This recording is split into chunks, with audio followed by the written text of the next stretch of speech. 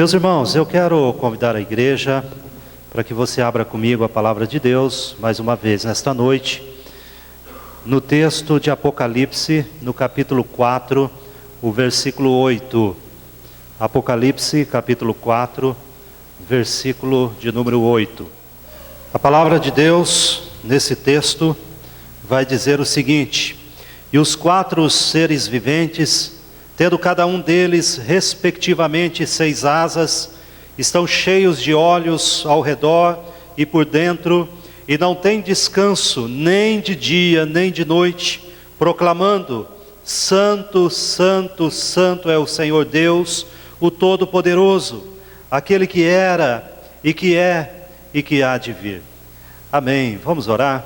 Senhor, agora, Pai, que toda a nossa atenção, nossa mente e coração esteja fixado na Tua palavra, Senhor. Que o Senhor repreenda toda distração, tudo aquilo que porventura venha roubar de nós a preciosa semente do Evangelho do Senhor. Fica conosco, Pai, continue nos abençoando, é a nossa oração em nome de Jesus. Amém, Senhor. Amém. Meus irmãos, só existe um atributo de Deus nas Escrituras que é sempre repetido 3 vezes. E esse atributo é a santidade. E o que é um atributo? O atributo é aquilo que é atribuído a uma pessoa, é uma característica pela qual essa pessoa é conhecida. No caso de Deus, então ele tem certos atributos que só pertencem a Ele. A santidade, a infinitude, a imutabilidade, a justiça, a onipresença, a onisciência, a onipotência e outros atributos, ou seja, características que nós encontramos somente em Deus. Mas desses atributos que, de uma certa forma, não plenamente, não completamente, definem quem Deus é, nós podemos encontrar então que as Escrituras fazem questão de repetir. E quando nós olhamos aqui nesse texto da palavra de Deus, João, ele tem uma visão do céu, e a partir do versículo 1, fala que ele vê uma porta aberta no céu, e ele entra, e ele vai por esta porta, ele é levado ali, e ele se encontra na sala do trono de Deus, e ali está armado um trono, e ao redor do trono há uma série de seres viventes, de anjos, e tudo acontece ali, e esses seres viventes que ali estão, começam a proclamar, como diz aqui no versículo 8, e eles, tendo respectivamente 6 asas, estão cheios de olhos, seres incríveis, e ao redor e por dentro, e não tem descanso, nem de dia e nem de noite, ou seja, dia e noite, eles então enfatizam 24 horas, poderíamos dizer assim, esse atributo de Deus, e eles dizem: Santo, Santo, Santo é o Senhor. Alguma coisa isso tem que significar, algo tem que chamar a nossa atenção a esse atributo de Deus. Eu me lembro quando eu havia me formado no seminário, isso no ano de 2000, e juntamente com um colega meu, final do ano 2000, eu tinha um colega meu que nós éramos do mesmo presbitério, íamos ser ordenados ao pastoreio na mesma ocasião, seríamos examinados pelo presbitério, como é costume da nossa igreja, naquilo que é a teologia, naquilo que faz parte então de toda o exame para ser ordenado um pastor. E nós dois conversando ali, eu perguntei para ele: olha, quando você se tornar pastor, o que é que te traz mais temor? O que te traz mais temor? E ele me respondeu: quando eu me tornar pastor, o que vai me trazer mais temor é quando eu impetrar a bênção de Deus sobre o seu povo. Quando eu erguer as minhas mãos, impetrar a bênção de Deus sobre o povo. E eu disse para ele: isso de fato traz preocupação, e o meu grande temor é quando eu tiver que servir a ceia do Senhor, quando eu tiver que ministrar o pão e o cálice para o povo de Deus.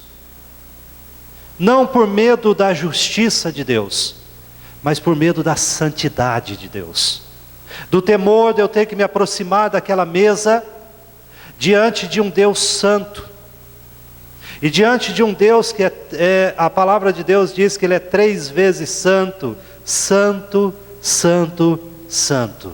E esse atributo de Deus, e nós estávamos ali conversando a respeito disso, e eu confesso aos irmãos que até hoje, de fato, enche o meu coração de temor, todas as vezes que eu tenho que me aproximar da mesa do Senhor, porque eu sei que ali eu estou diante de um Deus que é santo, de um Deus que tem que ser servido em santidade. E esse atributo que está na boca dos anjos que clamam, santo, santo, santo é o Senhor, e nós vemos essa mesma descrição lá em Isaías no capítulo 6, nos versículos 1 e 2, quando Isaías então, ele entra na igreja, ele entra no templo, e ele está com o seu coração aflito, ele está angustiado, e ele ora a Deus, e ali Deus dá uma visão a ele, e essa visão que Isaías tem, é a mesma sala do trono, da visão de João em Apocalipse 4, e ali também os mesmos anjos, que aqui em João 4, clamam dia e noite, também estão ali em Isaías 6, e eles clamam, dia e noite, e está na boca dos anjos o mesmo clamor, dizendo, o Senhor é santo, santo, santo. Todas as vezes que Deus vai falar da justiça de Deus, a Bíblia fala que Deus é justo. Quando a Bíblia vai falar que Deus é da misericórdia, a Bíblia fala que Deus é misericordioso. Quando a Bíblia fala que Deus, Ele sabe todas as coisas, a Bíblia cita que Deus é onisciente, e assim por diante. Mas quando a Bíblia vai falar da santidade de Deus, ela enfatiza, ela repete. Por quê? Porque nós precisamos adorar este Deus que é santo, também em santidade. Nós não podemos nos aproximar deste Deus com o nosso coração pecaminoso.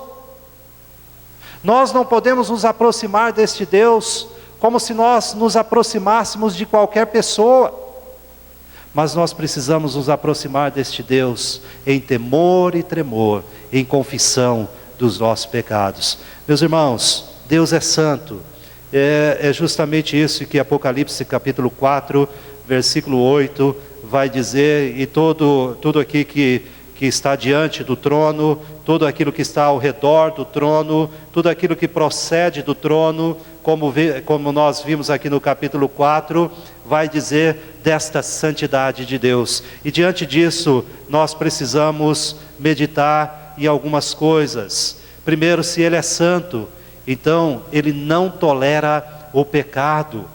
Se Deus é santo, Deus não tolera o pecado. Eu quero que você abra a sua Bíblia lá em Hebreus, no capítulo de número 1. Veja aí, Hebreus capítulo de número 1. Quando a palavra do Senhor fala a respeito disto, Hebreus capítulo 1, versículos 12 e 13.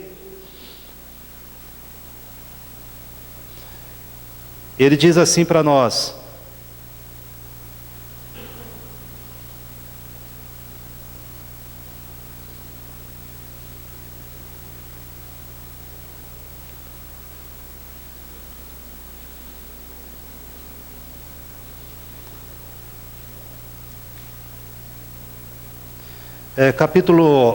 desculpa meus irmãos, eu acho que eu errei aqui, Abacuque, capítulo 1, é que quando eu escrevi a caneta aqui, quando eu escrevo nem eu consigo mais ler, mas é Abacuque, não é Hebreus não. Abacuque, capítulo 1, versículos 12 e 13, quase, né, está pertinho assim um livro do outro. Abacuque, capítulo 1, versículos 12 e 13, agora sim. Diz assim: não és tu desde a eternidade, ó Senhor, meu Deus, ó meu santo, não morremos. Ó Senhor, para executar juízo, puseste aquele povo, tu, ó rocha, o fundaste para servir de disciplina. E agora eu quero que você preste atenção no versículo 13, quando ele diz assim: tu és tão puro de olhos que não podes ver o mal. Meus irmãos, Deus é santo. A palavra de Deus diz que Deus é tão puro de olhos, o santo, Ele é tão puro de olhos, que Ele não pode contemplar o mal, Ele não pode contemplar o pecado. Por isso que a santidade de Deus, ela vai nos motivar, ela vai nos levar a buscar também santidade.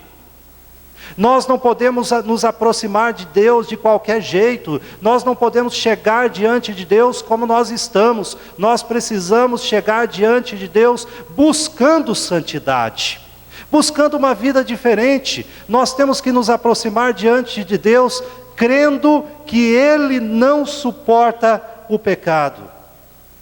Nós devemos nos aproximar de Deus, crendo na sua misericórdia. Meus irmãos, por mais que façamos boas obras, por mais que sejamos bons, nós sabemos que nós somos pecadores. E como eu posso me aproximar de Deus, sabendo que eu sou pecador, sabendo que eu peco por palavras, que eu peco por ações, que eu peco por omissões e tudo mais, sabendo que todos os dias o pecado está à minha porta?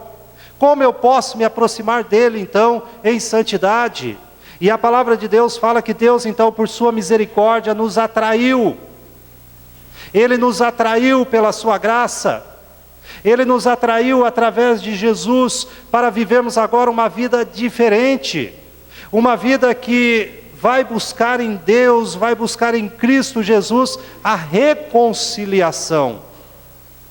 É para isso que Ele nos atraiu. Apocalipse, o texto que nós lemos aqui, no capítulo 1, se você voltar um pouquinho aqui, a palavra do Senhor, versículo 17, capítulo 1, 17, nós temos aqui o texto quando João, ele tem uma visão de Jesus, a partir do versículo 9, e no versículo 17, diz assim: quando o vi, caí a seus pés como morto. Porém, ele pôs sobre mim a mão direita, dizendo: não temas, eu sou o primeiro e o último. Meus irmãos, nós sabemos que dentro de nós sabemos que em nós, não há nada que agrada a Deus. Não há nada que nós possamos oferecer a Deus e dizer: Senhor, aceite isto. Nós sabemos que nós somos pecadores. Quando João então vê Jesus, João, aquele que andou junto com Jesus, um dos seus apóstolos, quando ele vê Jesus, ele reconhece a sua própria pecaminosidade. Um homem que está preso naquela ilha, justamente porque ousou viver uma vida santa, uma vida ao lado do Senhor Jesus. E quando ele vê então o Senhor Jesus, e ele reconhece a santidade daquele que está diante dele, ele se prostra aos seus pés, e a Bíblia diz que ele, como morto, cai aos seus pés. E às vezes, meus irmãos, nós chegamos na igreja, falando um pouquinho de nós, de qualquer jeito. Nós nos aproximamos de Deus de qualquer jeito. Às vezes até as nossas orações, pedindo perdão de pecados para Deus, é de qualquer jeito. É como se nós disséssemos para Deus: olha, pega isso aí, se o Senhor quiser assim, senão não temos acordo. Nós lançamos diante de Deus algumas orações e achamos que Ele tem a obrigação de respondê-las.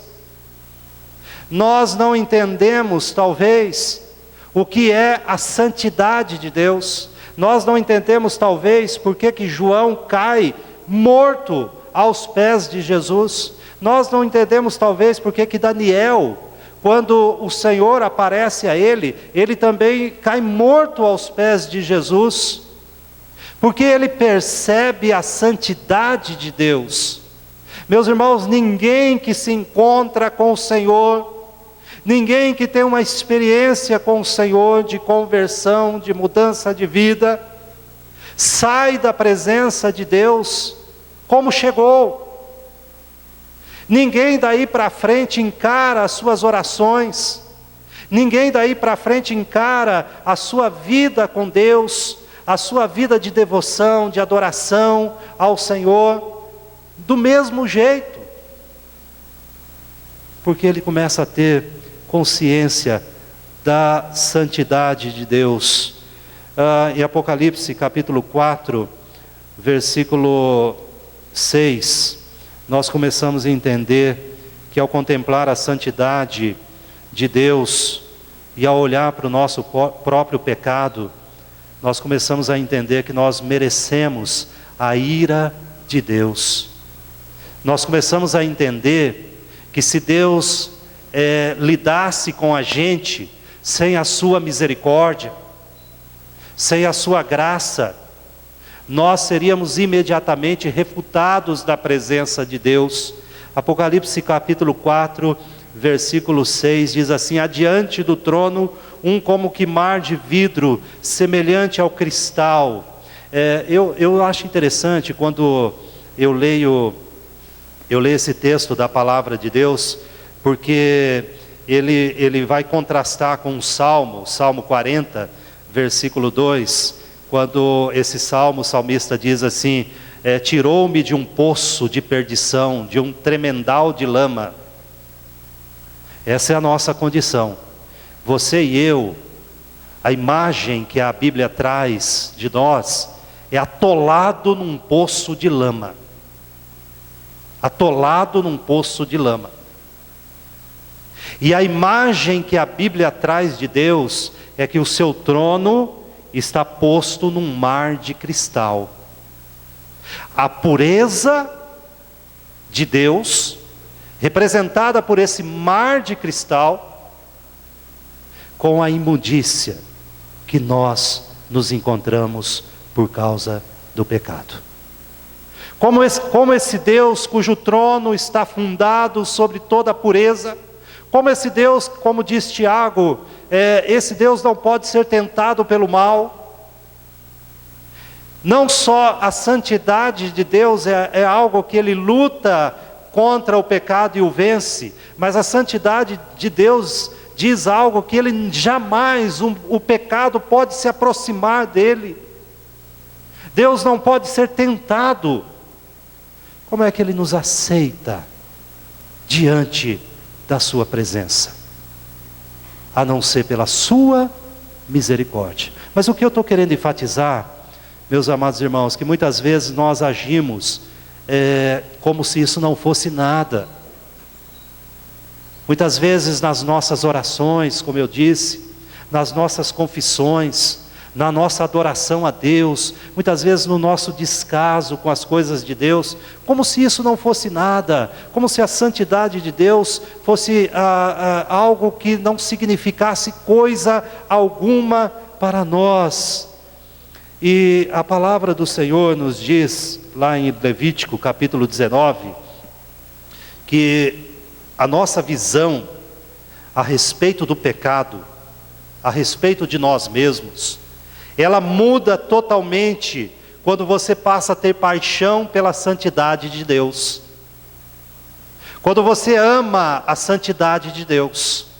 Levítico capítulo 19, versículo 2, Deus fala através de Moisés, e Moisés fala ao povo, dizendo o seguinte: fala a toda a congregação dos filhos de Israel e dize-lhes: santos sereis, porque eu, o Senhor, vosso Deus, sou santo. A nossa visão de Deus muda quando nós temos esse encontro com Deus. E Deus quer filhos e filhas parecidos com Ele. Ele quer que você e eu amem a santidade, que nós tenhamos prazer na santidade e não no pecado. Deus jamais tem filhos que se pareçam com este mundo. Deus tem filhos que se pareçam com Ele.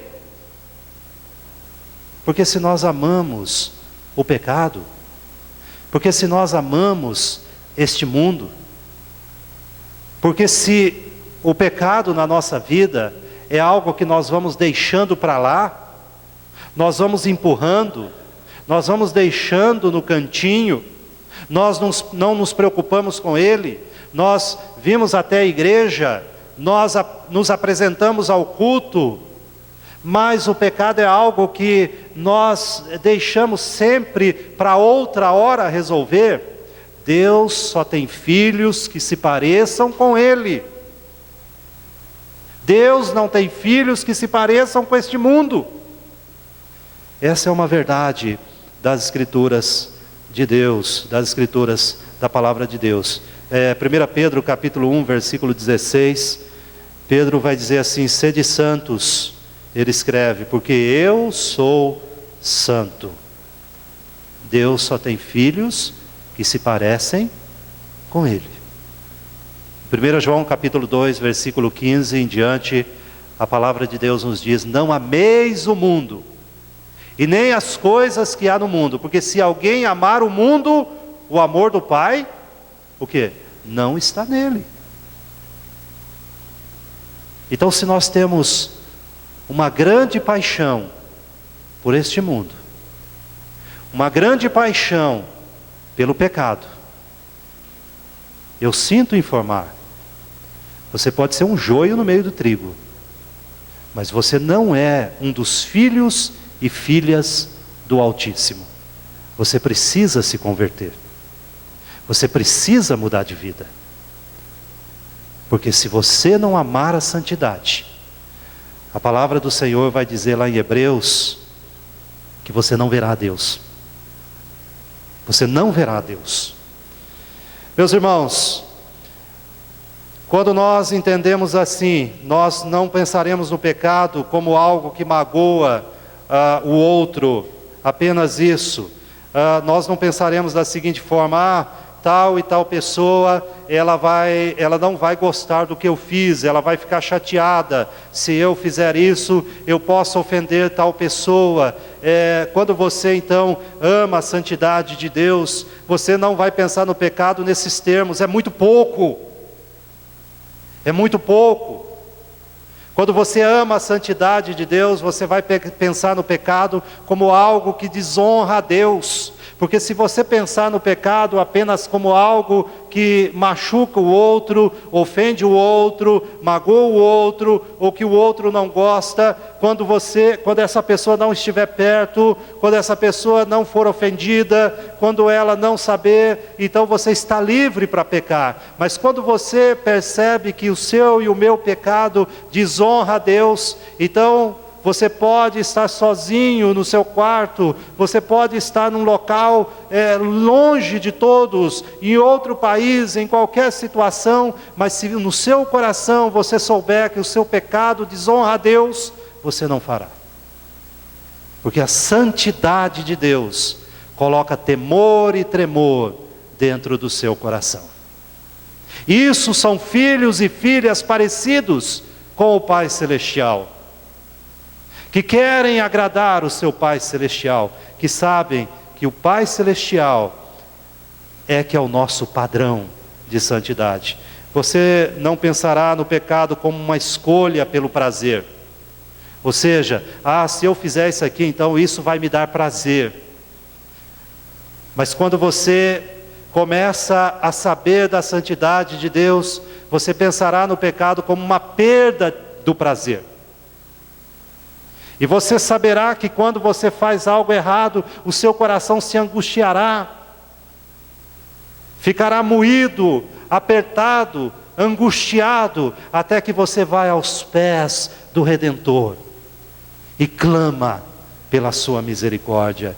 Paulo, escrevendo a Timóteo, no capítulo 6 de 1 Timóteo, no versículo 11, ele diz assim para nós: você, porém, homem de Deus, ele fala a Timóteo, você, homem de Deus, fuja de tudo isso. E ele vem falando a respeito de tantas coisas no mundo, no capítulo 6. que podem ao mundo dar prazer. Mas ele diz para Timóteo: você, homem de Deus, fuja disso, porque isso fará com que você perca o prazer. Fuja de tudo isso e busque a justiça, e busque a piedade, e busque a fé, o amor, a perseverança e a mansidão. Meus irmãos, quando nós entendemos a santidade de Deus, não é à toa que a palavra de Deus diz que Deus é santo, santo, santo. Porque Ele sabe, e a palavra de Deus, ela nos ensina isso, que se você saber, se no seu coração você aprender do que é a santidade de Deus, tudo mais fará sentido na sua vida. Você viverá uma vida cristã muito mais próxima de Deus, muito mais preocupada com a santidade do Senhor. Apocalipse capítulo 4, os versículos 10 e 11, texto que nós estamos aqui olhando, quando então João tem essa visão do trono, e no trono então esses anjos clamam dia e noite e dizem: santo, santo, santo é o Senhor Deus, o Todo-Poderoso, aquele que era e que é e que há de vir. E aqui no versículo de número 4, capítulo 4, versículos de 10 e 11, ele vai dizer assim: e os 24 anciãos prostrar-se-ão diante daquele que se encontra sentado no trono, adorarão o que vive pelos séculos dos séculos, e depositarão as suas coroas diante do trono, proclamando. E vamos ver o que eles proclamam. E eles dizem: tu és digno, Senhor e Deus nosso, de receber a glória, a honra e o poder, porque todas as coisas tu criaste, sim, por causa da tua vontade vieram a existir e foram criados. Irmãos, diante da santidade de Deus, se eu entendi esta santidade, então só me resta exaltar a sua majestade e a sua glória. É o que esses 24 anciãos eles fazem aqui, e esses 24 anciãos que estão diante do trono de Deus, que é a representatividade de todo o povo de Deus, de todas as eras, lá das 12 tribos de Israel, representando o antigo povo de Deus, e dos 12 apóstolos, formando ali 24 anciãos, que representa o povo de Deus, tanto lá na antiga aliança, no Antigo Testamento, quanto no Novo Testamento. Todos aqueles que vierem a crer estão representados aqui e clamam: Senhor, tu és digno de receber a glória, tu és digno de receber a honra e o poder, porque o Senhor é Criador, porque por causa da tua vontade todas as coisas vieram a existir e todas elas foram criadas. Meus irmãos, essa é a dimensão de Deus nas nossas vidas, essa é a dimensão de Deus que consome toda a nossa essência. Lá em Isaías capítulo 6, eu quero convidar você a abrir a sua Bíblia em Isaías capítulo 6, texto que nós citamos, mas eu gostaria aqui de fazer uma leitura nesse texto. Quando é manifestado a Isaías sobre o som dos serafins ali, as portas do templo começam a tremer. Prestem atenção no que esse texto diz. Isaías capítulo 6, a partir do versículo 1, ele diz assim: no ano da morte do rei Uzias, eu vi o Senhor assentado sobre um alto e sublime trono, e as abas de suas vestes enchiam o templo, serafins estavam por cima dele, e cada um tinha 6 asas, com 2 cobria o rosto, com 2 cobria os seus pés, e com 2 voava. Percebam que a mesma cena de Apocalipse 4, a mesma sala do trono, por homens que estão separados por 800 anos, e têm a mesma visão. E clamavam uns para os outros, dizendo: Santo, Santo, Santo é o Senhor dos exércitos, toda a terra está cheia da sua glória. As bases do limiar se moveram à voz do que clamava, e a casa se encheu de fumaça. E eu quero ler numa outra versão, versículo 4, que diz assim: ao som das suas vozes, os batentes das portas tremeram, e o templo ficou cheio de fumaça. Meus irmãos, ao ler esse texto, nós percebemos uma coisa: diante da santidade de Deus, até coisas inanimadas tremem. Portas, batentes, coisas sem vida, têm o bom senso de tremer. E a pergunta que eu faço para mim mesmo, e gostaria de fazer nessa noite: e nós? Coisas inanimadas da natureza têm o bom senso de tremer na presença daquele que é santo, santo, santo. Não é à toa que Isaías coloca aqui, nesse texto, como se não fosse nada: ao som das suas vozes, os batentes das portas tremeram. E nós? E nós? Coisas sem inteligência da criação, mas na presença da manifestação da santidade de Deus, elas tiveram o bom senso e se moveram. E se moveram. Nós fomos criados à imagem e à semelhança de Deus. Significa que Deus colocou em nós características que eram dele, colocou em nós. Nós somos criados, a única criatura de toda a criação de Deus, que a Bíblia fala que foi criada com uma questão extremamente diferente. Foi colocada em nós a essência do próprio Deus, características do próprio Deus. Por isso que a Bíblia fala que nós somos criados à imagem e à semelhança de Deus. Não é físico isso.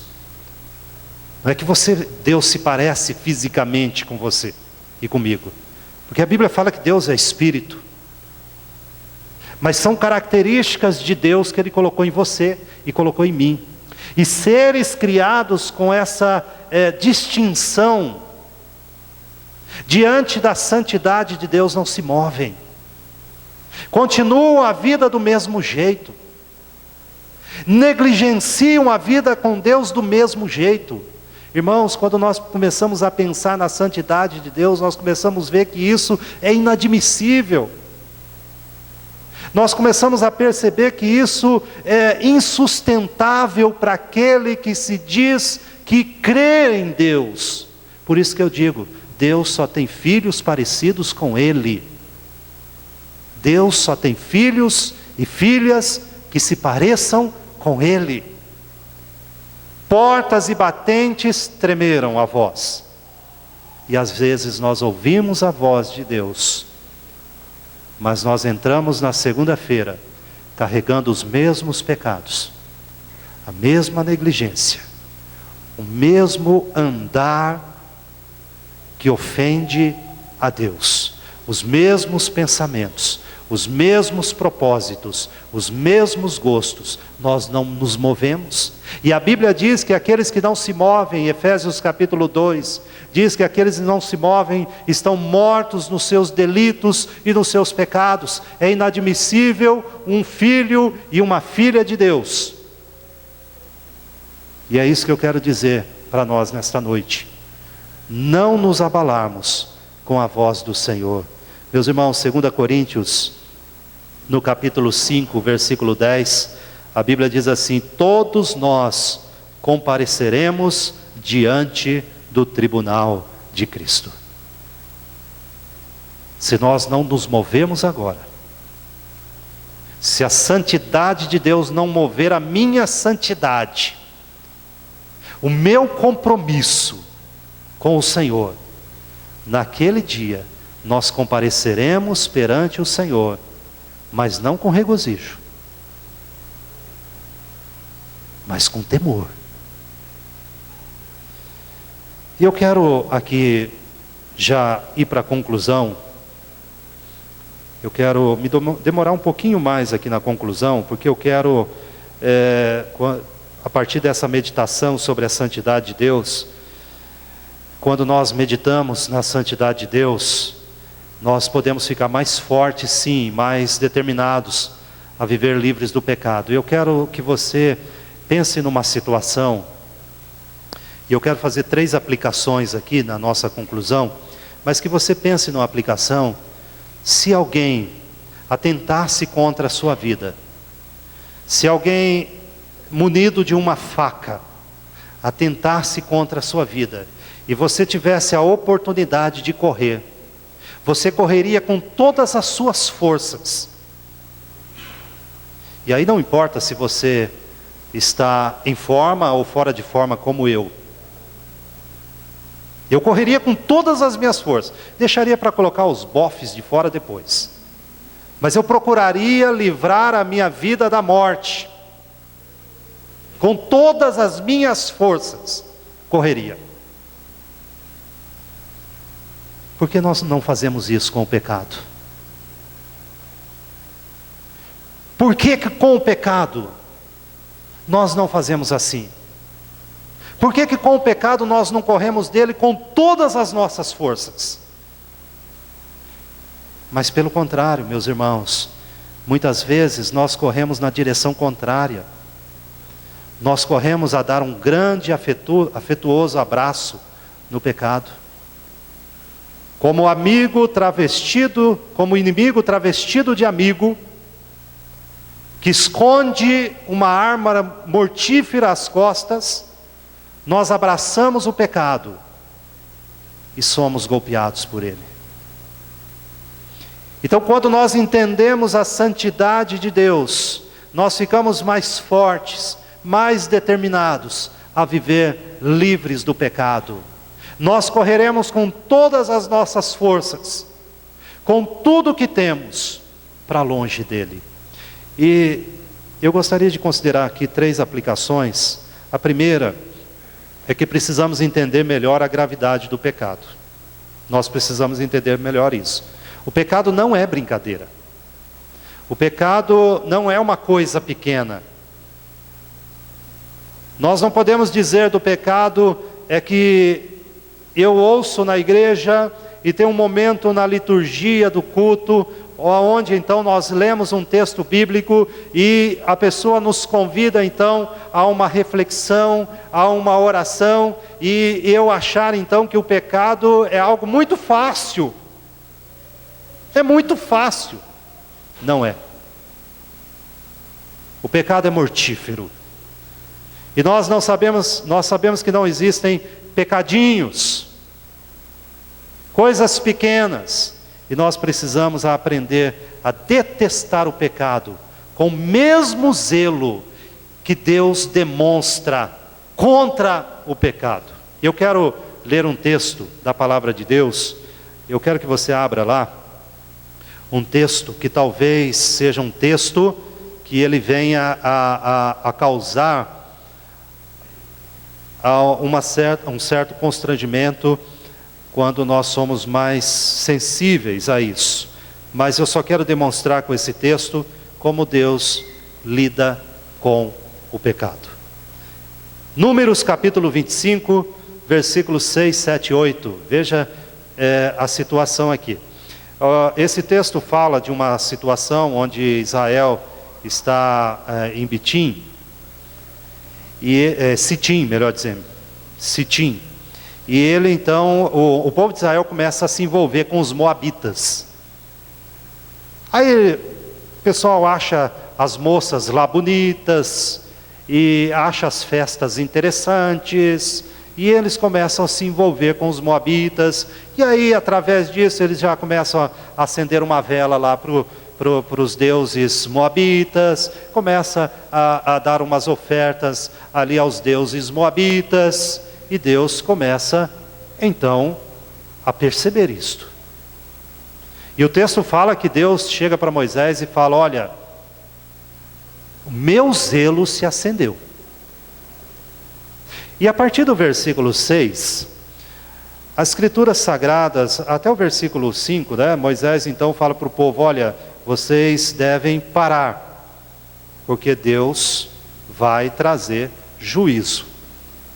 E o versículo 6 diz assim: eis que um homem dos filhos de Israel veio e trouxe a seus irmãos uma midianita. Então, quando Deus já havia falado assim: olha, não façam mais isso, ele trouxe uma moça para a sua tenda, uma midianita. Perante os olhos de Moisés e de toda a congregação dos filhos de Israel, enquanto eles choravam diante da tenda da congregação. E aconteceu assim: Deus havia dito: olha, puna aqueles que pecaram. E houve uma punição, e o povo estava triste, chorando. Esse rapaz veio com uma moça, diante de Moisés, diante do povo, desafiando a todos, e levou para sua tenda. O versículo 7 diz assim: vendo isso, Finéias, filho de Eleazar, o filho de Arão, o sacerdote, levantou-se do meio da congregação e pegou uma lança. Olha a cena. Foi após o homem israelita até o interior da tenda e os atravessou, ao homem israelita e à mulher, a ambos pelo ventre. Então a praga cessou de sobre os filhos de Israel. Os atravessou. No versículo 10, no capítulo, no versículo 11, não no versículo 10, no versículo 11, a Bíblia diz assim: Finéias, filho de Eleazar, filho de Arão, o sacerdote, desviou a minha ira sobre os filhos de Israel. Agora eu quero que você preste atenção no que Deus disse a Finéias: pois estava animado com o meu zelo entre eles, de sorte que no meu zelo não consumi os filhos de Israel. Eu estou puxando essa história lá do Antigo Testamento, de uma situação específica, para justamente fazer essa aplicação que Deus fez, dizendo que Finéias estava animado com o zelo de Deus. Finéias não suportou o pecado, porque ele sabia que aquilo atingia, aquilo maculava a santidade de Deus. E essa é a primeira aplicação que eu gostaria de fazer. Precisamos entender a gravidade do pecado, precisamos estar animados com o zelo de Deus, de não suportar na nossa vida, no nosso meio, o pecado, por causa da santidade de Deus. Esse é o primeiro ponto que eu quero na minha aplicação. Depois, eu quero que você já abra lá em Tito, capítulo 2, e eu quero aplicar da seguinte forma, falando sobre a santidade de Deus. Quando nós entendemos essa santidade, nós ficamos mais fortes e mais determinados a viver livres do pecado. Devemos valorizar mais o amor profundo de Deus em nos salvar do pecado e viver como um povo grato. Eu quero que você abra a sua Bíblia em Tito, capítulo 2, por gentileza.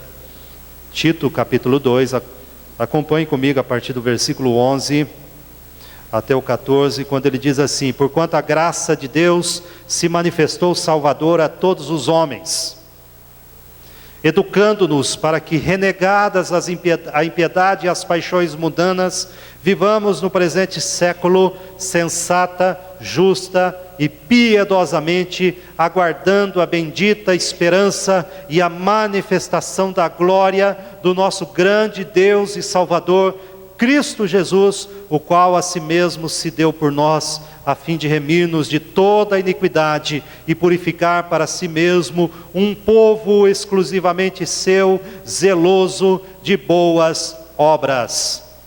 Irmãos, a segunda aplicação que eu quero fazer é que quando nós tomamos ciência da santidade de Deus, de quem é Deus, de quem nós somos, nós todos os dias da nossa vida, todos os momentos dele, temos que viver como um povo que ama profundamente a Deus, porque Ele nos salvou, sendo santo, santo, santo, Ele nos salvou do pecado. E nós precisamos viver como um povo grato. E o texto aqui vai dizer, educando-nos. Eu acho maravilhosa essa palavra, porque essa graça salvadora que vai dizer no versículo 11, se manifestou a fim de nos educar. E agora veja você como uma criança sendo educada. E educada para quê? Para que você renegue a impiedade.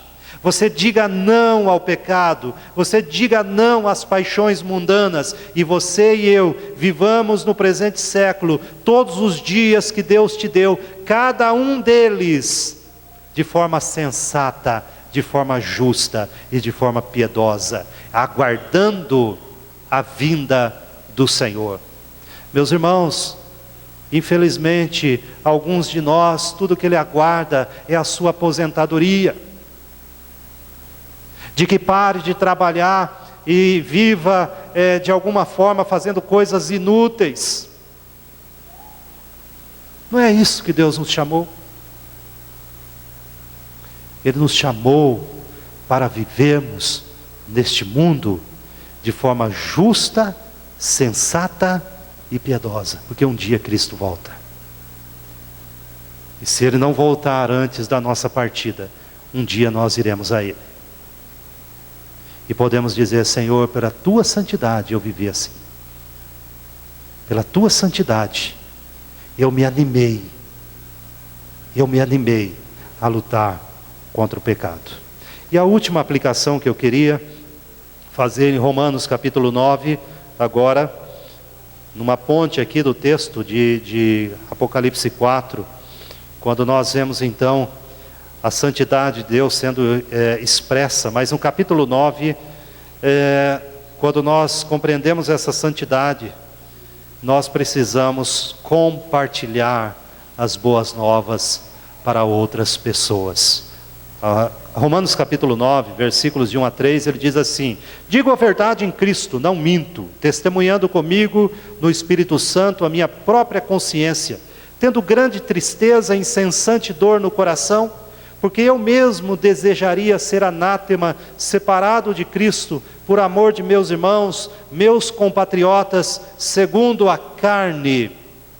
Veja, eu acredito em Paulo, quando ele diz assim: digo a verdade em Cristo, não minto. E ele chama o Espírito Santo como testemunha, e chama a sua consciência como testemunha, no versículo 1, porque ele fala: olha, eu por amor dos meus compatriotas, eu estou disposto a ser separado de Cristo, para que eles conheçam a Cristo. É claro que Deus não atendeu esse clamor de Paulo. Jamais poderia atendê-lo. Deus jamais o afastaria da graça. Mas o que fica para nós aqui, que esse homem tinha um amor tão grande pela evangelização do outro, que ele estava disposto a qualquer preço para isso. No capítulo 10, versículo 1, ele vai dizer novamente, porque isso ardia o seu coração: irmãos, a boa vontade do meu coração e a minha súplica a Deus a favor deles são para que sejam salvos. Como eu disse no início, eu quero repetir para que fique bem claro para nós: Deus só tem filhos parecidos com Ele. E uma das coisas que nós devemos parecer com Deus é que nós precisamos ter paixão pelas almas perdidas, paixão pela pregação do Evangelho, pelas pessoas que estão indo para o inferno, para que elas conheçam Jesus. Alguns podem dizer assim: ah, mas eu sou tímido. Deus não vai aceitar essa desculpa. Você não é tão tímido que não tem nem coragem de ir na padaria e comprar um pão. Você vai chegar lá e pedir um pão, você sabe falar.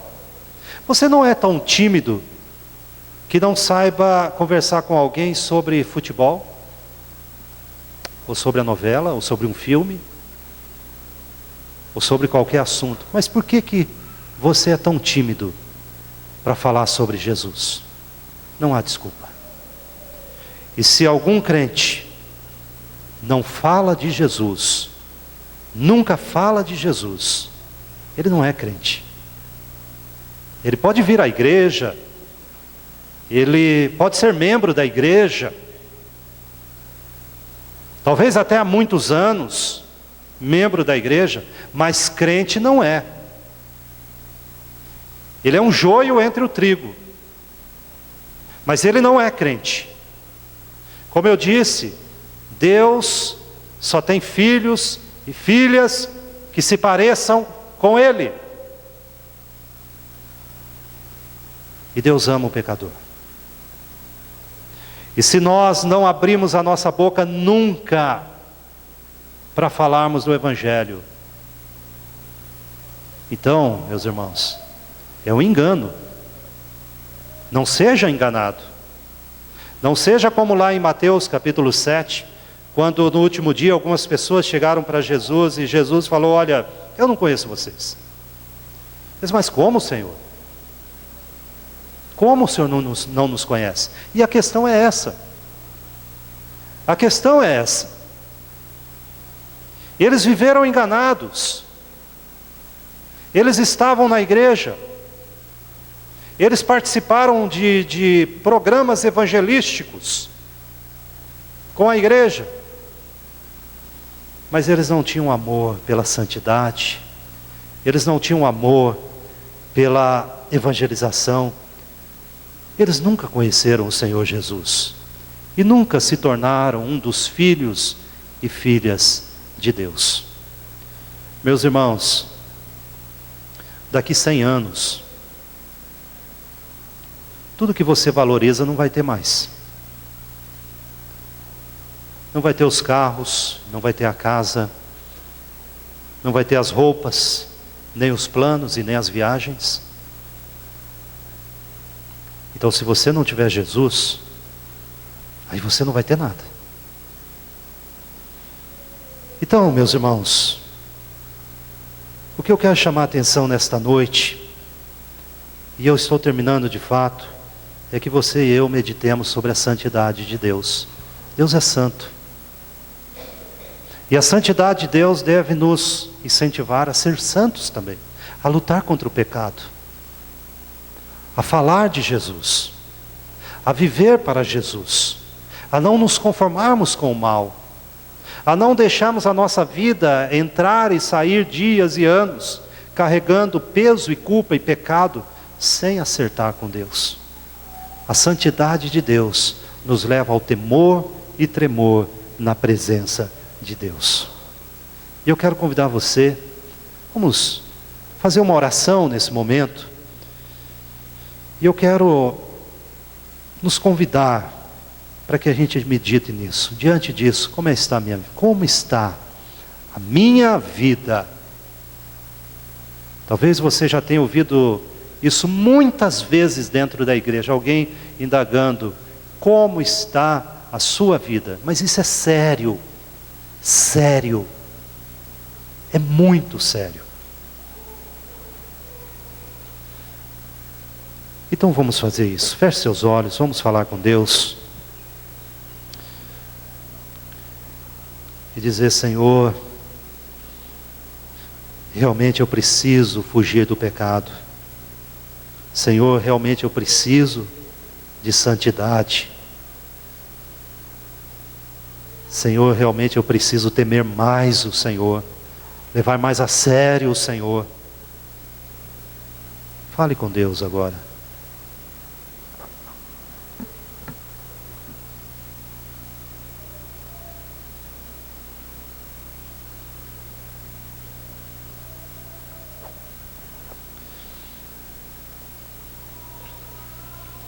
E nós vamos orar, meu querido, meu irmão, minha irmã.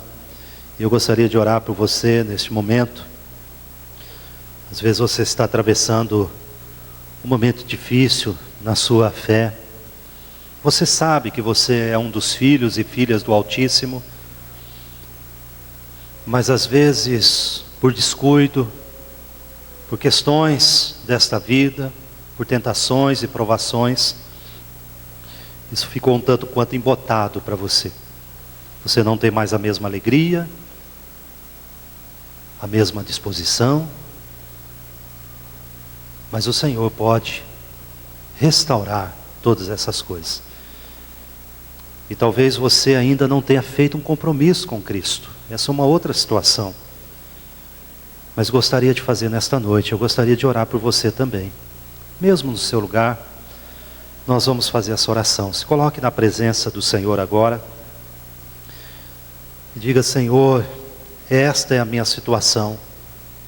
Este é o meu clamor.